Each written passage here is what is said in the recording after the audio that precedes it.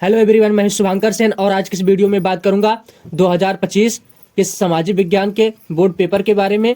तो ये जो है ये है 825 बीएटी और सामाजिक विज्ञान का है, जो कि 2025 का बोर्ड पेपर है। तो इसके हम आज क्वेश्चन को हल करेंगे। तो पहले हम बात करते हैं खंड आ, जो कि बहुविकल्पीय प्रश्न है। और पहला प्रश्न जो ये हमारा है वह है ऑटो वन बिस्मार्क का संबंध किस देश से था। तो इसका जो करेक्ट आंसर होगा वह वी वाला होगा।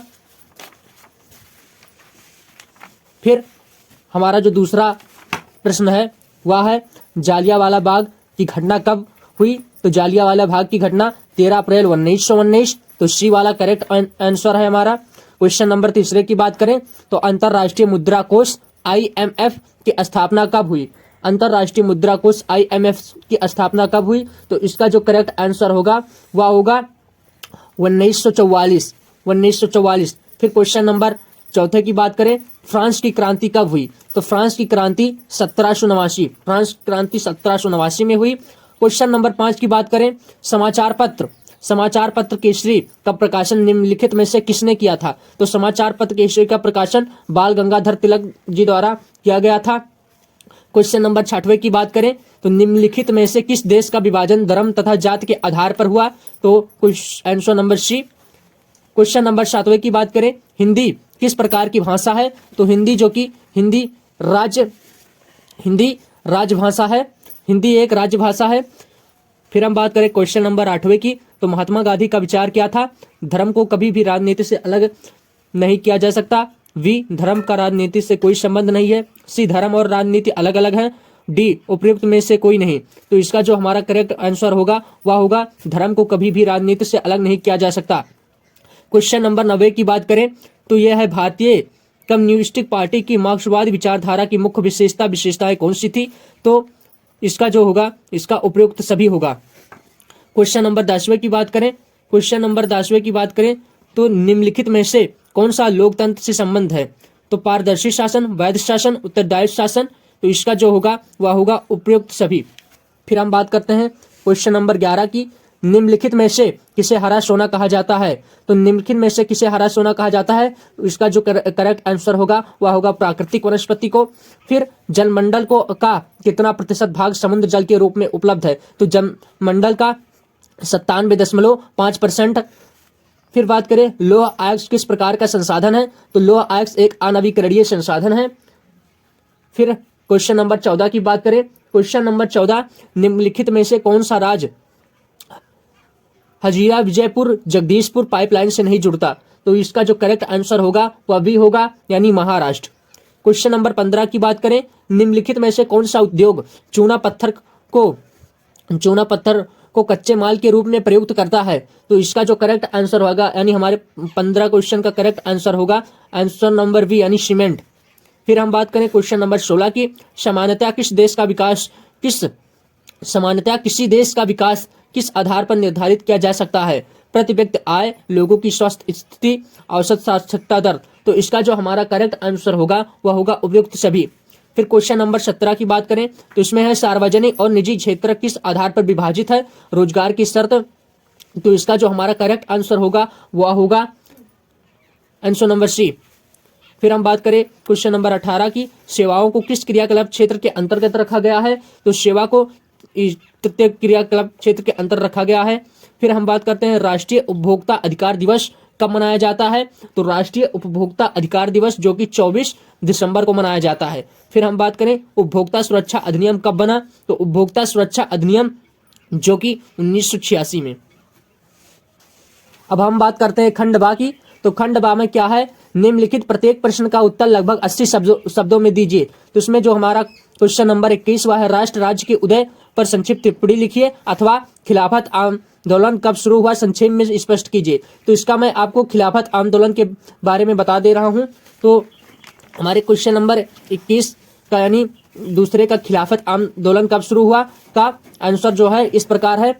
जैसे पहले विश्व युद्ध में ऑटोमान तुर्की की हार हो चुकी थी। इस आशय की अफवाह फैली हुई थी कि इस्लामिक विश्व के आध्यात्मिक नेता खलीफा ऑटोमान सम्राट पर एक बहुत सख्त संधि थोपी जाएगी। खलीफा की तत्कालीन शक्तियों की रक्षा के लिए 1919 में बंबई में एक खिलाफत समिति का गठन किया गया था। मोहम्मद अली और शौकत अली बंधुओं के साथ कई युवा मुस्लिम नेताओं ने इस मुद्दे पर संयुक्त जन कार्यवाही की संभावना तलाशने के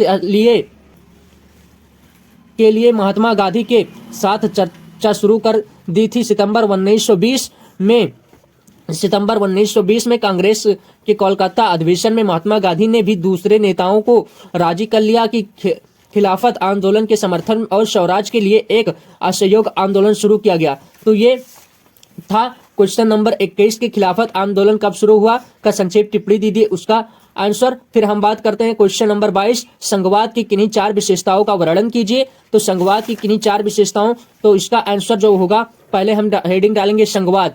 संघवाद सरकार का एक प्रारूप है जिसमें सर्वोच्च सत्ता केंद्रीय प्राधिकार और उसकी विभिन्न अनुषंगिक इकाइयों के बीच बट जाती है। फिर हम संघवाद की प्रमुख विशेषताएं, तो संघवाद की प्रमुख विशेषताएं निम्नलिखित हैं। नंबर 1, यह सरकार 2 या 2 से अधिक स्तर वाली होती है। अलग अलग स्तर की सरकारें एक ही नागरिक समूह पर शासन करती है, पर कानून बनाने, कर वसूलने और प्रशासन का उनका अपना अपना अधिकार क्षेत्र होता है और संविधान के मौलिक प्रबंधों को किसी एक स्तर की सरकार अकेले नहीं बदल सकती। ऐसे बदलाव दोनों स्तर के सरकारों की सहमति से ही हो सकता है। फिर विभिन्न स्तरों की सरकारों के अधिकार क्षेत्र संविधान से स्पष्ट रूप से वर्णित होते हैं, इसीलिए संविधान सरकार के हर स्तर के अस्तित्व और अधिकार की गारंटी और सुरक्षा देता है। तो ये क्वेश्चन नंबर 22 का था। फिर हम बात करें क्वेश्चन नंबर 23, यानी वनों की हानि से क्या आशय। वनों की हानि से होने वाले किन्हीं 3 प्रभावों का उल्लेख कीजिए अथवा सड़क परिवहन के सापेक्षिक लाभों की विवेचना कीजिए। तो इसमें जो है, इसमें हम वनों के बारे में बात करेंगे, यानी 23 के पहले के बारे में बात करेंगे। तो ये इसका आंसर इस प्रकार है। आधुनिक समय में मनुष्य अपनी आवश्यकताओं की पूर्ति के लिए वनों का अंधाधुंध दोहन कर रहा है। इसी कारण वन संपदा का अत्यधिक क्षरण हो रहा है। वनों के क्षरण की प्रक्रिया को वनों की हानि या हर्ष कहते हैं। वनों की हानि से उत्पादन होने वाले 3 प्रभाव समस्या निम्नलिखित हैं। तो मैंने इसमें मृदा अपरदन, वर्षा में कमी, परिस्थितियों की क्षति के बारे में बताया है। आप स्क्रीनशॉट ले सकते हैं। तो चलते हैं अपने अगले क्वेश्चन की तरफ। हमारा अगला क्वेश्चन जो कि है वह है उपभोक्ता जागरूकता हेतु कोई 4 उपाय सुझाइए अथवा संगठित क्षेत्र एवं असंगठित क्षेत्र के बीच भेद स्पष्ट कीजिए। तो इसमें हम बात करेंगे उपभोक्ता जागरूकता हेतु कोई 4 उपाय। तो उपभोक्ता जागरूकता के लिए 4 उपाय तो इस प्रकार है। व्यापारी, दुकानदार और उत्पादक कई तरीकों से उपभोक्ता का शोषण करते हैं, अतः उपभोक्ताओं का जागरूक होना अति आवश्यक है। उपभोक्ताओं को शोषित करने के लिए कुछ प्रमुख तरीके निम्नलिखित हैं, जो कि इस प्रकार हैं। घटिया सामान, कम तोलना या मापना, अधिक मूल्य, मिलावट करना। तो इसका भी आप स्क्रीनशॉट ले सकते हैं। तो चलते हैं अपने अगले क्वेश्चन की तरफ, क्वेश्चन नंबर 25 की। तो क्वेश्चन नंबर 25 जो कि हमारा है, अब यहाँ से हमारा आ गया निम्नलिखित प्रत्येक प्रश्न का उत्तर लगभग 150 शब्दों में दीजिए। तो क्वेश्चन नंबर 25 जो कि जर्मनी की एकीकरण की प्रक्रिया के बारे में संक्षिप्त लेख लिखना है। तो इसमें क्या है, जर्मनी की प्रक्रिया के संक्षिप्त लेख में राष्ट्रवादी भावनाएं मध्यवर्गीय जर्मनी लोगों में काफी व्यक्त थी। उन्हें 1848 में जर्मनी महासंघ के विभिन्न इलाकों को जोड़कर एक निर्वाचित संसद द्वारा शासित राष्ट्रीय राज्य बनाने का प्रयास किया था, मगर इस पहल को राजशाही और फौज की ताकत ने मिलकर दबा दिया। उनका प्रशा के बड़े भूस्वामियों ने भी समर्थन किया। उसके बाद प्रशा ने राष्ट्रीय एकीकरण के आंदोलन का नेतृत्व संभाल लिया। उसका मुख्यमंत्री ऑटो वान बिस्मार्क इस प्रक्रिया का जनक था, जिसने प्रशा की सेना और नौकरशाही की मदद ली। 7 वर्ष के दौरान ऑस्ट्रेलिया, डेनमार्क और फ्रांस से 3 युद्ध में प्रशा की जीत हुई और एकीकरण की प्रक्रिया पूरी हुई। जनवरी 1871 में वर्साय में हुए एक समारोह में प्रशा के राजा विलियम प्रथम को सम्राट घोषित किया गया। इस तरह 1871 में जर्मनी एकीकरण की प्रक्रिया पूरी हुई। हम चलते हैं अपने अगले क्वेश्चन पे, क्वेश्चन नंबर 26। बेल्जियम में राजनीतिक प्रणाली विश्व के अन्य देशों में अलग है, संक्षेप में लिखिए। या लोकतंत्र शासन व्यवस्था अन्य शासन व्यवस्थाओं से बेहतर है, व्याख्या कीजिए। तो हम क्वेश्चन नंबर 26 के लोकतंत्र शासन व्यवस्था अन्य शासन व्यवस्थाओं से बेहतर है, इसके बारे में चर्चा करेंगे। तो हमारा क्या है, लोकतंत्र शासन की अन्य व्यवस्थाओं से बेहतर है क्योंकि यह जनसाधारण समानता की भावना को जन्म देता है। नंबर 2, इस व्यवस्था के अंतर्गत प्रत्येक व्यक्ति की गरिमामय भागीदारी आवश्यक है। नंबर 3, लोकतांत्रिक प्रक्रिया में न्यायालय और निर्णायक स्वतंत्र रूप से कार्य करते हैं। और नंबर 4, संघर्ष को स्थगित करके उनकी आधारभूत समस्याओं को समझने तथा सुलझाने का अवसर प्राप्त होता है। लोकतांत्रिक व्यवस्था के अंतर्गत इतना अवसर अवश्य होता है कि व्यक्ति अपनी त्रुटियों को समझकर उसमें सुधार कर सके। फिर हम क्वेश्चन नंबर 27 की बात करें। क्वेश्चन नंबर 27 जो कि यह है कि मानव विकास सूचकांक को परिभाषित कीजिए, मानव विकास के घटकों का वर्णन कीजिए या अथवा भारत में वैश्वीकरण के प्रभावों की विवेचना कीजिए। तो इसमें हम बात करेंगे मानव विकास सूचकांक के बारे में। तो मानव विकास सूचकांक, पहले हम हेडिंग डालेंगे मानव विकास सूचकांक। यहाँ हम लिखेंगे यह सूचकांक एक ऐसा मापदंड है जिसके द्वारा विश्व के विभिन्न देशों का सामाजिक आर्थिक क्षेत्र में उपलब्धियों के आधार पर स्थान निर्धारित किया जाता है। संयुक्त राष्ट्र विकास कार्यक्रम ने 1940 में अपनी पहली मानव विकास रिपोर्ट में मानव विकास सूचकांक का प्रयोग किया।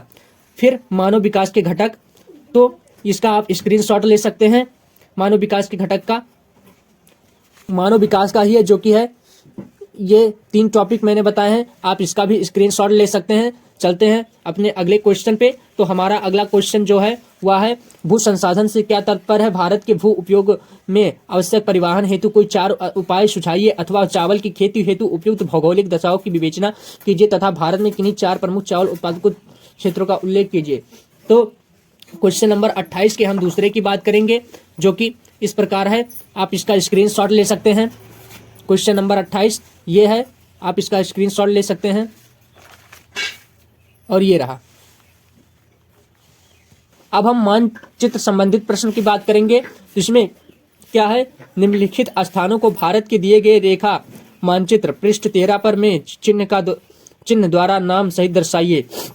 तो आप इसे एक मैप लेंगे, उसमें इसे दर्शाएंगे। वैसे मैं आपको इसका करेक्ट आंसर बता दे रहा हूं कि आपको कहां दर्शाना है। तो पहला हमारा जो है वह स्थान जहां 1905 में कांग्रेस का अधिवेशन हुआ था, तो इसका होगा बनारस वाराणसी। फिर वह स्थान जहां गांधी जी ने किसान सत्याग्रह का बिहार में नेतृत्व किया था, तो इसका होगा चंपारण बिहार में।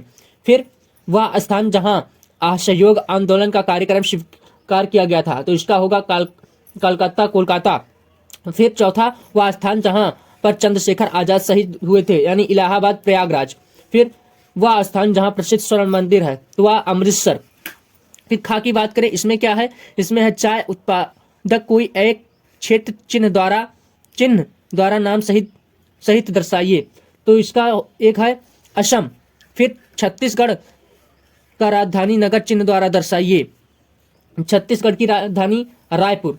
फिर दक्षिण भारत की एक प्रमुख नदी चिन्ह द्वारा नाम सहित दर्शाइए, तो वह गोदावरी या कृष्णा या कावेरी। फिर नर्मदा नदी पर बने एक बांध चिन्ह द्वारा दर्शाइए, तो वह सरदार सरोवर बांध। फिर उत्तर प्रदेश का एक 10 लाखी नगर चिन्ह द्वारा दर्शाइए, तो इसमें लखनऊ आप दर्शा सकते हैं।